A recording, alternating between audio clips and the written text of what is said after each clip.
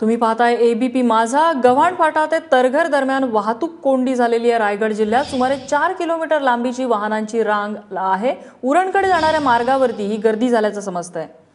आशिष घरत आमचे प्रतिनिधी आपल्याला अधिक माहिती देतात। आशिष काय कारण समजतंय या ट्रॅफिक जॅमचं?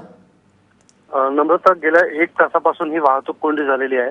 उरण पनवेल मार्गावरती गव्हाण फाटा ज्या ठिकाणून एक नवी मुंबईकडे जाणारा जो रूट आहे, या गव्हाण फाट्याजवळ हेवी व्हेकल्सची मोठ्या प्रमाणात वाहनांची गर्दी झाली आहे आणि त्याच्यामुळे जे उरणकडे जाणारी जी काही वाहतूक आहे ती संपूर्ण वाहतूक गेल्या 1 तासापासून जवळजवळ खोळंबल्या आणि त्यामुळे गव्हाण फाट्यापासून जवळजवळ तळघर हे जवळजवळ 4 किलोमीटरचं जे काही अंतर आहे, या संपूर्ण परिसरात वाहनांची मोठ्या प्रमाणात गर्दी झालेली आहे आणि अवघ्या 2 ते 3 किलोमीटर अंतर पार करायला सुद्धा प्रत्येक वाहनाला किमान अर्धा ते पाऊण तास जातोय।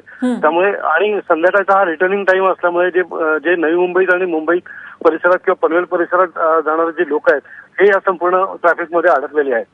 नम्रता, आशिष, ताजे अपडेट्स घेत राहू। तुर्तास धन्यवाद या माहितीबद्दल।